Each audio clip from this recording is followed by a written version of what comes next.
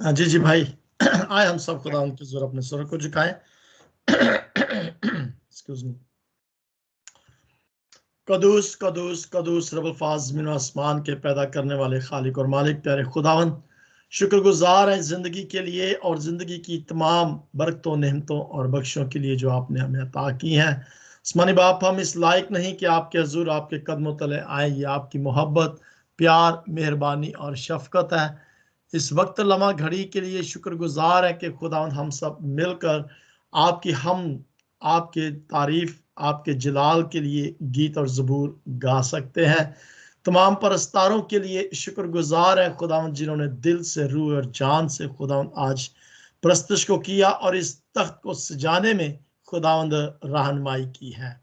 दुआ इल्तिजा मिन्नत और दरख्वास्त करते हैं खुदावंद, अब जब हम आपकी आवाज़ को सुनने वाले हैं खुदावंद, आपके बंदा को, पास्टर अशरफ याकूब को आपके कवि हाथों में सौंपते हैं, क्योंकि खुदावंद आज जो भी हम बाइबल स्टडी करें वो खुदावंद हम सब की जिंदगियों के लिए बाइस से बरकत साबित हो। खुदावंद जिस डिवाइस से होकर वो आज हमसे कलाम करते हैं, स्टडी करवाते हैं, खुदावंद उस इलेक्ट्रॉनिक डिवाइस के लिए दुआ करते हैं, इंटरनेट की बहाली के लिए दुआ करते हैं, तमाम सुनने वाले हाजरीन के लिए दुआ करते हैं, जितने भी खुदावंद हमारे साथ फेसबुक पर जुड़े हुए हैं या व्हाट्सएप पर या यूट्यूब पर या स्काइप पर हमारे साथ है। खुदावंद तमाम घरानों के लिए दुआ करते हैं, पाक रूह कुद्दुस का मसा मांगते हैं कि खुदावंद आज जब ये आवाज़ हमारे कानों तक पहुंचे तो ये हमारे दिलों तक भी उतर सके, ताकि हम खुदावंद आपके कलाम को बेहतर तौर पर जानते हुए इस ज़मीन पर आपकी मर्जी के मुताबिक जिंदगी को बसर कर सके। हम सबको खुदावंद पाक रूह कुद्दुस का मसा ताकर सुनने वाले और खुदावंद कान ताकर, ताकि हम इस जिंदगी में रहते हुए उसे अपनी जिंदगियों में बेहतर तौर पर अप्लाई कर सके। अपने बंदा को सर से लेकर पांव तक रूह कुद्दुस का मसा ताकर, ताकि खुदावंद आपके हदायत के साथ, रहनुमाई के साथ खुदावंद आज की बाइबल स्टडी को हम सब मिलकर सीख सकें। शुक्रगुजार है खुदावंद आपके बंदा भाई सूरत के लिए जो आज मीटिंग को लीड कर रहे हैं। खुदावंद अपने बंदा को, उनके घराने को बरकत अता कर और सारी हाजिर जमायत के लिए बरकत चाहते हैं। हमारी इस दुआ को सुन और कबूल कर। ये दुआ आपके प्यारे बेटे खुदावंद यीशु मसीह के जलाली और बाबरकत नाम से मांगते हैं, आमीन। आमीन आमीन। थैंक यू पास्टर जी, खुदावन आपको बरकत दे।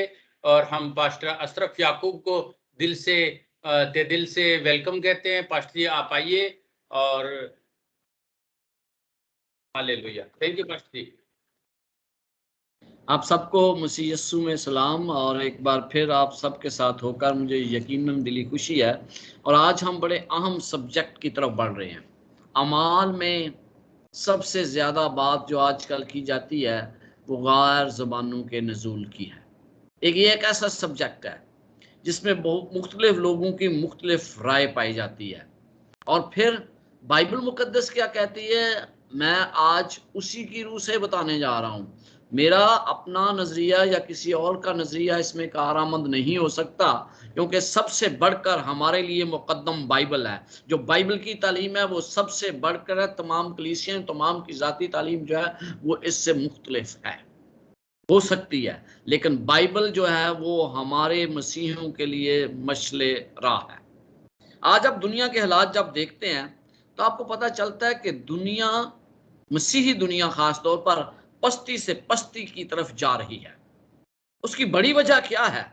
उसकी बड़ी वजह यह है कि इंसान और मसीही लोग बुनियादी तौर पर अपना शख्सी मुतालिया नहीं करते।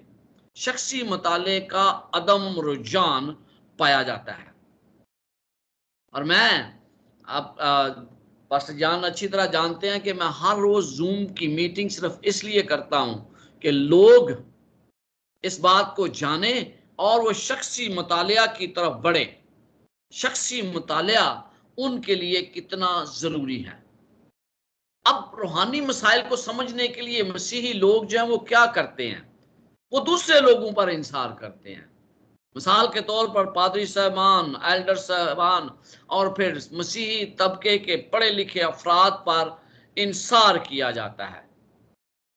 इससे कोई भी दो राय नहीं है कि आज मसीहत बड़े नाजुक दौर से गुजर रही है।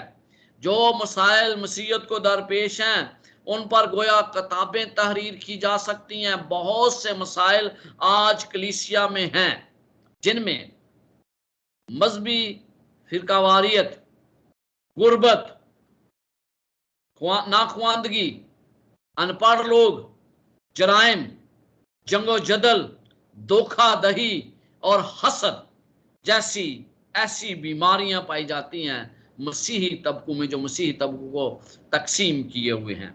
हम उस खुदा से बहुत दूर जा चुके हैं जो हकीकत में इन मसाइल पर काबू पाने की सलीयत रखता है, और हमें भी उसी की तरफ आने की जरूरत है। जब आपको पता है कि कलीसिया में लोग बाइबल का मुतालिया बहुत कम करते हैं, तो फिर क्या होता है? कलीसिया सर्दमैरी का शिकार हो जाती है। It grow cold. फिर हर तरह के भले और अच्छे काम कलीसिया में जायज समझे जाते हैं और उसकी वजाहत पेश की जाती है जो कि बाइबलिकल वजाहत नहीं होती है। पहली बात, मद्देनजर रखें कि हकीकी खुदा की तरफ रुजू जाने वालों की तादाद बहुत कम है। ज्यादातर लोग अपने मसाइल के हल के लिए किसी और तरफ आज मुतवज्जो हैं।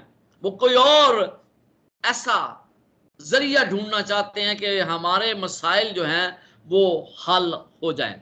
लेकिन बहुत से मसीह वफादार लोग ऐसे हैं जो खुदा की तरफ आते हैं, उसे पुकारते हैं, उससे फरियाद करते हैं और फिर उसे ही अपना महवर बना लेते हैं।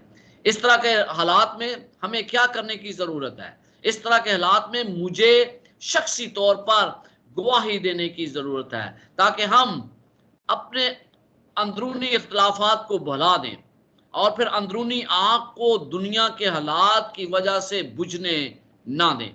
बहुत से मसीहों के अंदर अंदरूनी आग लगी हुई है और वो ये चाहते हैं कि मसीह का कलाम दुनिया में फैला दिया जाए, लेकिन उसको कभी बुझने ना दें। मेरे भाइयों, अगर ये हमारे अंदर भी आग बुझ गई तो फिर मसीहत का क्या बनेगा? दूसरी जानब बहुत से मसीह अपने रूहानी तल्लक को फरामोश किए बैठे हैं। या तो वो कलीसिया में रहते हुए मुर्दा दिली का बुरी तरह से शिकार है या फिर खुदा और कलीसिया से अपना नाता खत्म कर चुके हैं। बहुत से लोग ऐसे हैं।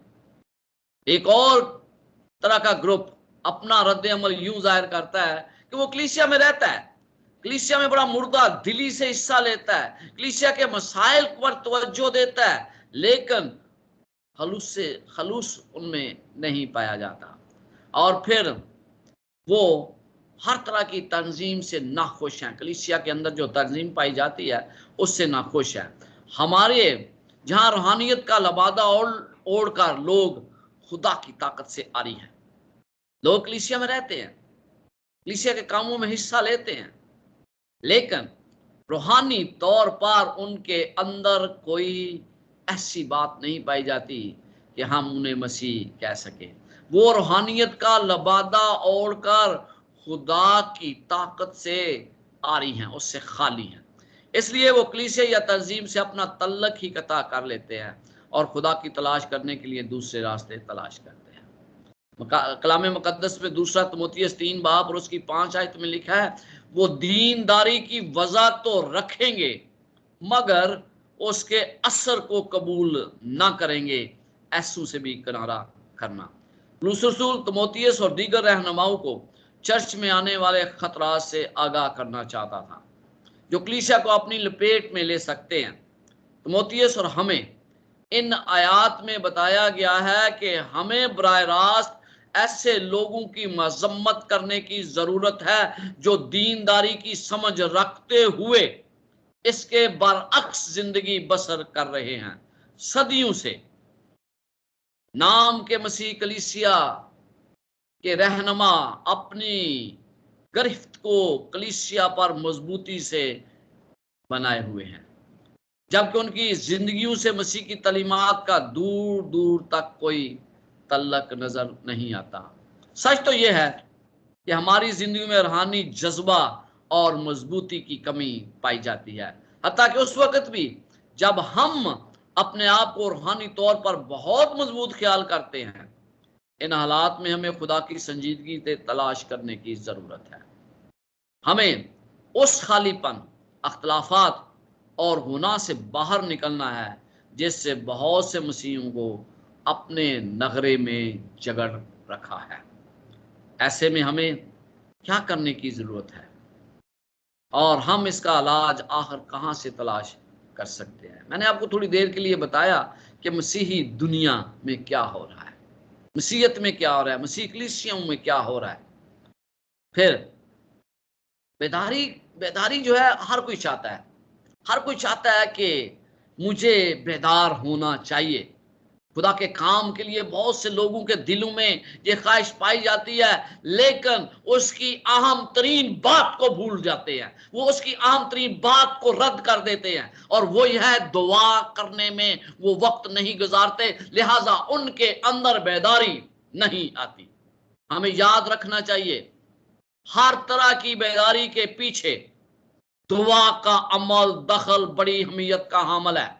आज तक दुनिया में तमाम मजबूत बेदारियां दुआओं के नतीजे में वजूद में आई हैं। मैं जब बेदारियों के मुतालिक पढ़ता हूं तो मुझे पता चलता है कि किस तरह हर बेदारी के पीछे दुआ है। लेकिन आज लोग बेदारी तो चाहते हैं, लेकिन उसके लिए दुआ करना नहीं चाहते। पेंतीकोस्त के दिन आने वाली बेदारी भी कैसे आई थी? वो भी संजीदा दुआओं का नतीजा थी। किताब मुकद्दस में क्या लिखा है? लिखा है अमाल 1 बाब और उसकी 14वीं आयत में, एक दिल होकर दुआ में मशगूल रहे। एक दिल होकर, और फिर रूल कुद्दस आया और फिर बेदारी आई। मैं बार बार ये कहता हूं कि मुझे बेदारी की अगर जरूरत है तो मुझे दुआ में वक्त सर्फ करने की जरूरत है। हर रोज एक दिल होकर कलीसिया में वो जमा होते, हैकल में जमा हुआ करते और घरों में और रोटी तोड़कर खुश दिली से खाना खाया करते थे, खुदा की हम्द करते और सब लोगों को अजीज थे। जो निजात पाते थे उनको खुदावंद हर रोज में मला देता था। क्या करते थे? हर रोज ये मोहब्बत, ये प्यार जो है उनमें भर चुका था और वो दुआ में वक्त गुजारते, एक दिल होकर, मुत्तहिद होकर।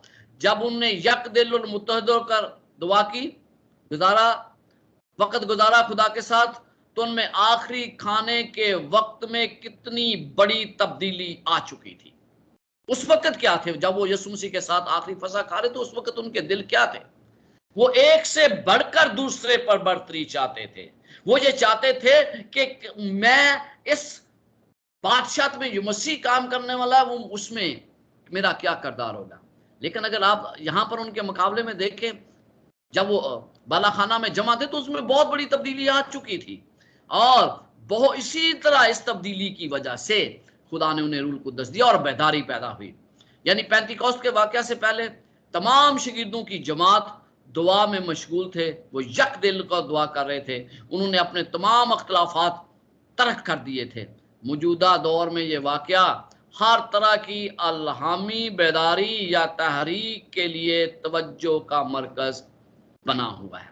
अगर आप बेदारी चाहते हैं अपनी कलीसिया के अंदर, अपने घर के अंदर, अपने मुआशरे में, तो फिर इसका मुतालिया कीजिएगा और जो कुछ उन्होंने किया वही करें। बेदारी जरूर आएगी। मेरा ईमान और यकीन है कि ये बेदारी दुआ के बगैर नामुमकिन है। और फिर हम देखते हैं इंसान आज उसी ताकत को हासिल करने की ख्वाहिश जरूर करता है। उसके दिल में ख्वाहिश है कि वो उसी ताकत को हासिल करे जो शागिर्दों को मिली थी, लेकिन उसके लिए वो तरीका गलत इस्तेमाल करता है। और जब वो तरीका इस्तेमाल करता है तो फिर अपनी कोशिश के जरिए ये तमाम कुछ हासिल करने की कोशिश करता है। मुझे बाइबल के अंदर दर्ज तरीकाकार को इस्तेमाल करना चाहता है। जो तरीकाकार आज मसीही दुनिया अपनाए हुए हैं यानी इस्तेमाल में कर रही है, उनमें से चंद एक तो बड़े अजीबो गरीब है। कभी जाइए आप देखें, इंटरनेट पे देखें, आपको पता चले कि लोग इबादत किस तरह करते हैं। मैं अक्सर कई दफा देखता हूं कि लोगों की इबादत किस तरह होती है। रोना आता है, डांस ये तमाम बातें उसमें पाई जाती हैं। और फिर मौजूदा दौर में जब आज लोगों के रूल कुद्दस के बपतिस्मे की बात बहुत की जाती है, और बहुत से लोग इससे मुराद ये लेते हैं कि ये गैर जुबानें बोलना ही रूल कुद्दस का बपतिस्मा है। बात तो यहां तक इतना सिखाते हैं कि रूल कुद्दस के बपतिस्मे के नतीजे में गैर ज़बानों की नेमत का मिलना लाजमी अमर है। अगर आप गैर ज़बान नहीं बोलते तो आपको रूल कुद्दस का बपतिस्मा नहीं हुआ। अगर हम मसीह दुनिया में गैर ज़बानें बोलने वालों की बात करें तो इनमें काबिल जिक्र हर तरह के चर्चेस पाए जाते हैं। वो जिन ज़बानों में बात करते हैं उनको खुद समझ नहीं है, और इसका मतलब यह है कि खुदा के फजल की जो नेमत खुदा ने उस कलीसिया को दी थी उसका गलत इस्तेमाल किया जा रहा है। गैर ज़बानों की नेमत का इजहार हम मुख्तलिफ कलीसियों की इबादत में नुमाया तौर पर देख सकते हैं। आप कभी ऐसा कीजिए, इंटरनेट पे जाइए, देखिए ये किस तरह इबादत की जाती है, किस तरह गैर ज़बानें बोली जाती हैं, तो आपके रोंगटे खड़े होंगे। मैंने बहुत सी ऐसी, जब मैं ये मुतालिया की तैयारी कर रहा था तो मैंने बहुत सी ऐसी वीडियोस डाउनलोड करने की कोशिश की। मैंने देखा कि किस तरह ये लोग इबादत करते हैं, तो मैं तो खुद हैरान हूं कि कैसे ये इबादत करते हैं। मैंने मुख्तलिफ लोगों की गैर ज़बान में बात करते सुना है। मुझे देखकर हैरानगी होती है कि वो किस तरह से ऐसी ज़बान बोलते हैं जिसके मतलब को वो खुद नहीं जानते। उन्हें खुद पता नहीं है कि हम क्या बोल रहे हैं। हजारों के सामने गैर ज़बान में बात करते हैं और लोग सोचते हैं कि उनके जरिए अमाल 2 बाब 4 आयत वाला वाकया धराया जा रहा है। लोग ये सोचते हैं कि जो कुछ उस दिन हुआ था वही यहां पर हो रहा है। शागिर्दों पर कौन सी जुबान नाजल हुई थी? मुझे और आपको देखकर हैरानगी होती है कि शागिर्दों पर कौन सी जुबान नाजल हुई थी। बाइबल मुकद्दस में क्या लिखा है?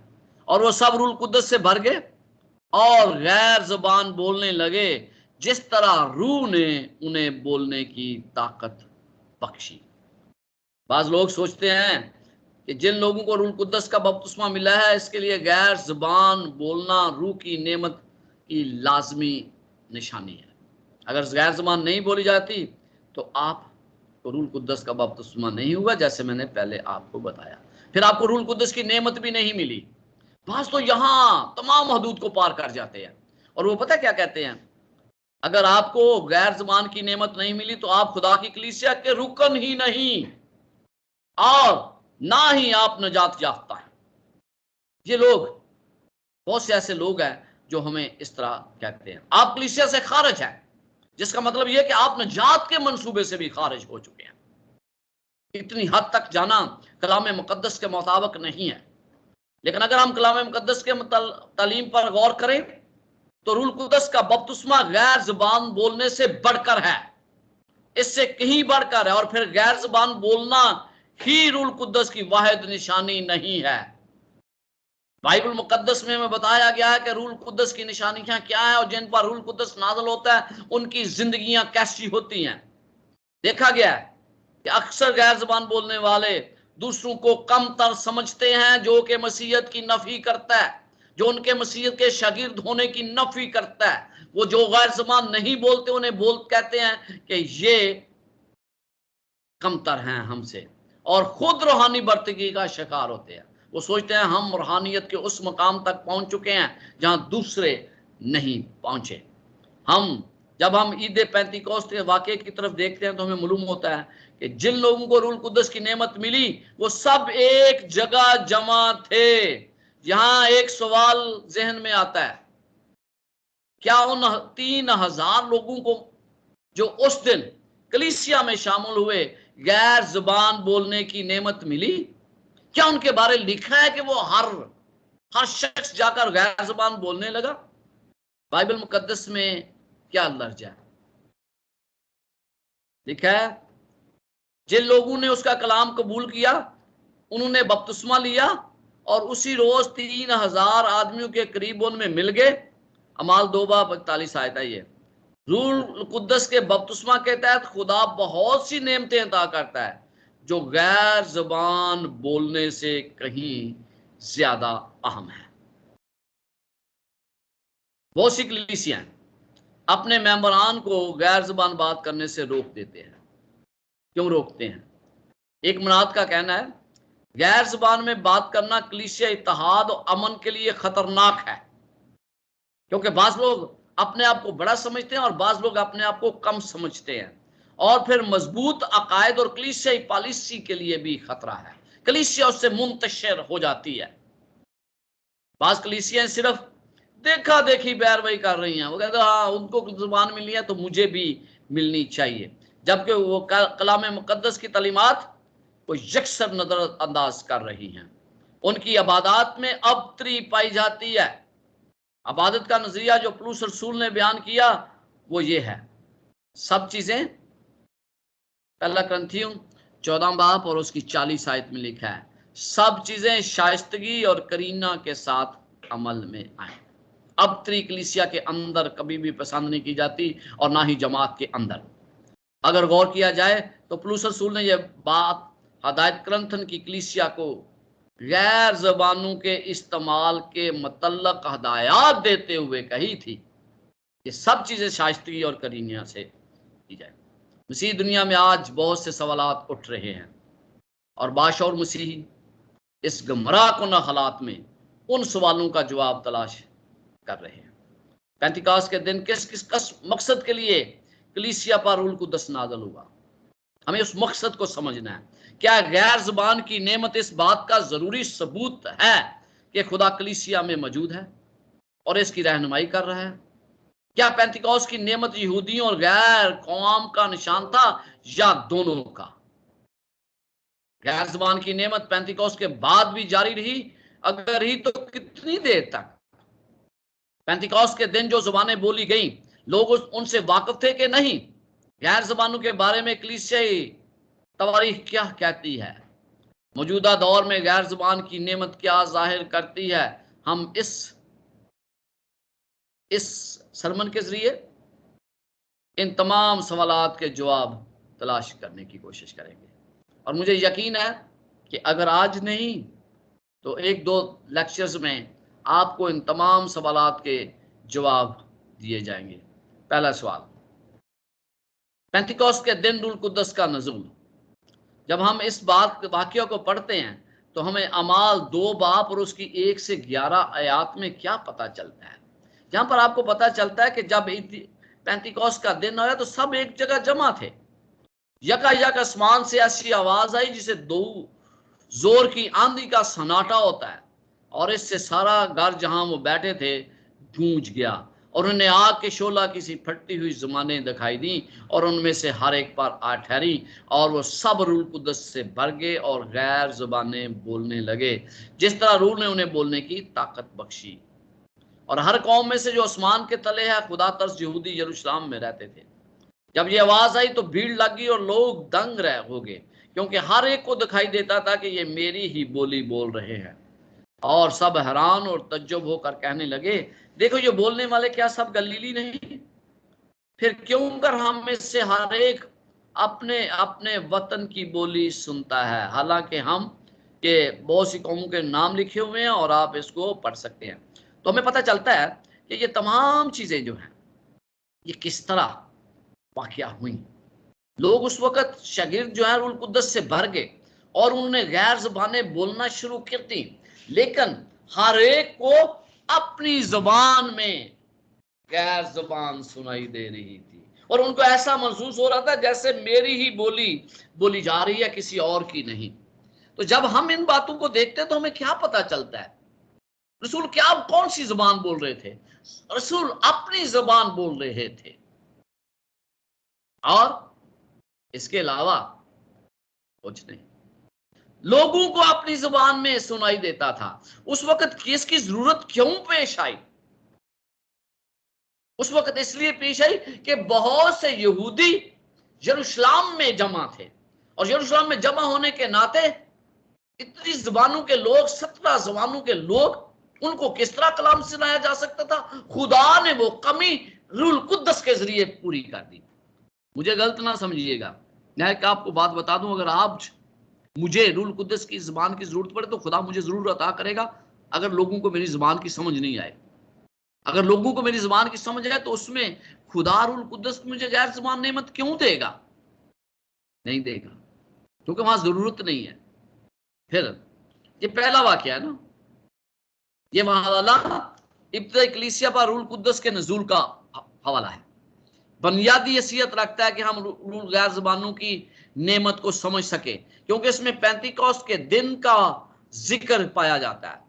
और जिस जगह ये लोग जमा थे वो बाला खाना यरूशलेम में था। और वैसे मैंने आपको पिछले लेक्चर्स में बताया कि ये बाला खाना वही था जहां पर शागिर्द ने आखिरी फसा खाई थी। और यहां पर 120 अफराद जमा थे, जिसमें यस्सु की मां मरियम, यस्सु के भाई और यहूदा इस्करियोती के अलावा तमाम इब्तदाई शागिर्द थे। अगर इसी तरह आपको यकीन ना आए तो आप देखें, इन तमाम ने अपनी जानें मसीह के लिए कुर्बान कर दी। इसके अलावा भी अमाल में 2 हवाले पाए जाते हैं। ये एक हवाला है पेंतिकोस्त का। इसके अलावा 2 हवाले और हैं, 2 और वाकयात पाए जाते हैं जो हमें बताते हैं कि ये ज़बाने नाज़ल होने का मकसद क्या था। इन हवाला जात में हम देखते हैं कि रूल कुद्दस यहूदियों और गैर कौमों पर नाज़ल हुआ और यकसा तौर पर नाज़ल हुआ। उसमें कोई रायत नहीं बरती गई, किसी को बर्तरी हासिल नहीं। मसीह की कलीसिया में तमाम बराबर हैं। और फिर लिखा है उनने ज़बानें बोलनी शुरू की। एक अमाल 19 और एक 17 में, और फिर एक अमाल 10 बाब में वाकया पाया जाता है जहां रूल कुद्दस मुख्तलिफ लोगों पर नाज़िल हुआ। अमाल क्या ये जानी पहचानी ज़बानें थी? अमाल 2 बाब 4 आयत से यहाँ होता है कि उन्हें अपनी मादरी ज़ुबान के अलावा ज़ुबानें बोलना शुरू कर दी जिससे वो बिल्कुल नावाकिफ थे। ये पेंतिकोस्त का वक़्त था और हर कौम से जो आसमान के तले है खुदा तरस यहूदी यरूशलेम में रहते थे। ये यहूदी बहुत अरसा पहले शनाख्ते यहूदियत को खो चुके थे, अपनी कौम की शनाख्त को खो चुके थे। ये अब्रानी और आरामी जबान नहीं जानते थे।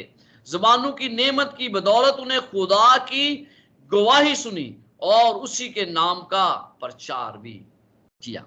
खुदा के बड़े बड़े कामों का बयान उन्होंने अरामी जबान में सुना, अरामिक। ये तमाम यहूदी दुनिया के दूसरे ममालिक से यरूशलेम में आए थे, लेकिन उन्होंने यस्सु नासरी के कामों का बयान अपनी जुबान में सुना। यहां यह बात बड़ी वाजिया हो जाती है कि खुदा ये नेमतें किस तरह देता है। जहां यह बात वाजिया होती है, पेंतिकोस्त के दिन जो जुबानें बोली गई लोग इससे वाकिफ थे। क्यों?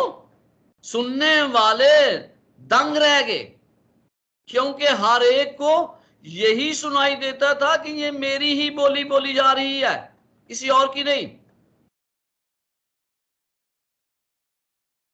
आपको पता है कि ये यहूदी तमाम दुनिया में फैले हुए थे। दुनिया के मुख्तलिफ ममालिक में होने की वजह से इन्हें बहुत सी जबानें नहीं आती थी। अपनी जुलावतनी के दौरान उन्होंने कई जबानें सीख ली थी जिसका तल्लक अब्रानी या आरामी जबान से नहीं था। उन यहूदियों में से कई ऐसे मौका पर यरूशलेम में मौजूद थे और दुनिया में जो जो जुबान बोली जाती थी उसके बोलने वाले मजहबी त्यौहार में शामिल थे। मुख्तलिफ बोली जाने वाली जबानों का ये तनु अंजील की मनादी में बड़ी रुकावट का सबब बन सकता था। अगर उस दिन खुदावंद गैर ज़बानें अता ना करता तो अंजील की मनादी के लिए रुकावट होती। चाहे खुदावंद ने मौजूदा तौर पर रसूलों की इस कमी को पूरा कर दिया जो वो उम्र भर ना कर सके। रूल कुद्दस ने सब कुछ इन अनपढ़ शागिर्दों के लिए सरअंजाम दे दिया। अब वो हर जगह दूरों नजदीक अंजील की सदाकत की गवाही दे सकते थे और जिन रूहों के लिए वो काम कर रहे थे उनकी जबान रवानगी के साथ बोल सकते थे। यह है खुदा का मौजूदा तरीकाकार। वो मौजूदा नेमत दुनिया के लिए एक जबरदस्त सबूत था कि उनकी खिदमत आसमान की तरफ से है, जमीनी खिदमत नहीं है। अंजील को फैलाने का ये हुक्म उन्हें खालिक खुदावंद की तरफ से मिला है। उस वक्त से लेकर शागिर्दों की जबान सादा, पाक और कामल हो गई। वो अपनी जुबान बोलते या गैर जुबान, उनसे जुबान की गलती सरजद नहीं होती थी। इब्तिदाई कलीसिया में हमें ये बताया जाता है कि ये तमाम कुछ होता था। इस हवाले से ये भी पता चलता है कि शागिर्द जो जुबानें बोल रहे थे, लोग उन्हें पहले से जानते थे, उन्हें पता था कि क्या बोला जा रहा है। वो कोई ऐसी जुबान नहीं बोल रहे थे जिससे लोग वाकिफ नहीं थे। रूह कुद्दस ने उन्हें ये नेमत दी थी। हमें पता चलता है कि मौजज़ाना और मौसर नेमत के निशान क्या हैं। गैर ज़बान इस बात करना, गैर ज़बान में बात करना यकीनन बहुत बड़ा मौजज़ा था। पेंतिकोस्त के दिन रूह कुद्दस का नज़ूल मरकज़ 16 बाब 17 की पेशनगोई की तकमील थी। मरकज़ 16 बाब और 17 आयत में क्या लिखा है? और ईमान लाने वालों के दरमियान ये मौजज़े होंगे, वो मेरे नाम से बदरूहों को निकालेंगे, नई नई जुबानें बोलेंगे, सांपों को उठा लेंगे और कोई हलाक करने वाली चीज पिएंगे तो उन्हें कुछ जर नहीं ना पहुंचेगा। वो बीमारों पर हाथ रखेंगे तो अच्छे हो जाएंगे। मरकज़ 16 बाब और उसकी 17 और 18 है। इस हवाले में गैर ज़बानों के अलावा ईमान लाने वालों के दरमियान होने वाले दूसरे मौजज़ात का भी जिक्र है। वो कौन से मौजज़ात हैं जो ईमान लाने वालों के दरमियान होंगे? लिखा है वो सांपों को उठा लेंगे, नई नई जुबानें बोलेंगे और हलाक करने वाली चीज पिएंगे तो उन्हें कुछ जर ना पहुंचेगा। वो बीमारों पर हाथ रखेंगे तो अच्छे हो जाएंगे। फिर रूह कुद्दस के बपतिस्मे की निशानी सिर्फ गैर ज़बान ही क्यों तस्वर की जाती है? इतने ज्यादा बातें बताई गई हैं जो ईमान लाते थे उनके लिए क्या क्या है, लेकिन क्यों ये समझा जाता है कि गैर ज़बान के अलावा ईमान लाने वालों के दरमियान ये नेमत लाजमी है? अगर ये नेमत नहीं है तो फिर वो खुदा की कलीसिया के रुकन नहीं है। फिर रूह कुद्दस के बपतिस्मे की निशानी सिर्फ यही नहीं होनी चाहिए। मेरी उन भाइयों और बहनों से गुजारिश है जो गैर ज़बान बोलते हैं, जो रूह कुद्दस के बपतिस्मे को गैर ज़बान बोलने से मशरूत करते हैं, वो दूसरे मौजज़ात के मतलब भी सोचें कि वो उनकी जिंदगी में क्यों रूनुमा नहीं हुए। बहुत से लोग सिर्फ गैर ज़बान बोलते हैं, उनकी जिंदगी में दूसरे मौजज़ात की कमी है। वो ये सोचें कि क्यों उनकी जिंदगी में ऐसा नहीं हुआ। क्या कभी किसी ने ये शर्त आयद की है कि आप सांप को उठाएं या जहर पिएं तो फिर ही इससे साबित हो कि आपको रूह कुद्दस का बपतिस्मा मिला है? फिर क्यों कहा जाता है कि गैर ज़बान बोलना रूह कुद्दस की निशानी है और रूह कुद्दस का बपतिस्मा है? इसी के जरिए पता चलता है कि रूह कुद्दस का बपतिस्मा हुआ है कि नहीं हुआ है। रूह कुद्दस ने यरूशलेम के यहूदियों को इस्तेमाल किया कि वो अपने खुदा तरस मेहमानों से बातचीत करें, क्योंकि यीशु मसीह के जी उठने से वो वाकिफ नहीं थे। रूह कुद्दस ने उन्हें उनकी ज़बान में खुशखबरी का पैगाम सुना दिया। ये एक मुनफरद तजर्बा था और ज़रूरी था कि इस पर तवज्जो दी जाए। ये तमाम लोगों के लिए बहुत बड़ा निशान था और इस निशान की हकीकत का उसके नताइज से पता चल सकता है। बस जिन लोगों ने उसका कलाम कबूल किया, उन्होंने बपतिस्मा लिया और उसी रोज 3000 आदमियों के करीब उनमें शामिल हो गए। अमाल 2:41 से। क्या इन नए ईमानदारों के बारे में लिखा है? क्या उन्होंने कभी गैर ज़बान बोलना शुरू कर दी? हरगिज़ नहीं। जिसको भी नेमत मिलती है खुदा कलीसिया तरक्की के लिए होती है, आपकी जाती तरक्की और बढ़ोतरी के लिए हरगिज़ नहीं होती। जो भी नेमत मुझे मिलती है वो जाती तौर पर इसलिए होती है कि कलीसिया की तरक्की हो। ये पहला वाकया था जो आज हमने सीखा। दूसरा वाकया कर्नेलियस में, कैसरिया में कर्नेलियस के घर वाकया पेश हुआ। 3 वाकयात हैं, इसके अलावा और कहीं कोई वाकया ऐसा नहीं जहां गैर ज़बान के मुतल्लिक लिखा हो, जहां पौलुस रसूल ने उसके बाद उसकी वजाहत की हो। लेकिन पहला कुरिन्थियों 12 से 14 बाब में गैर ज़बान के इस्तेमाल के मतलब बताया, टीचिंग के मतलब बताया गया है। तो उन बातों को भी हम सीखेंगे और इन 3 वाकयात पर भी गौर करेंगे। मेरा ख्याल है कि आज का वक्त ख़त्म हुआ चाहता है और अगले हफ्ते हम दूसरा और तीसरा वाकया देखेंगे और फिर देखेंगे कि कलीसिया में ये नेमत कितनी ज़रूरी है, क्यों आई है और क्या आज इसका ज़हूर ज़रूरी है कि नहीं है। मैंने आपको बहुत सी मिसालें दी हैं, अगर आपका इस मतलब कोई सवाल हो तो मैं उसको लेने के लिए तैयार हूँ। खुदावंद आपको बरकत दे।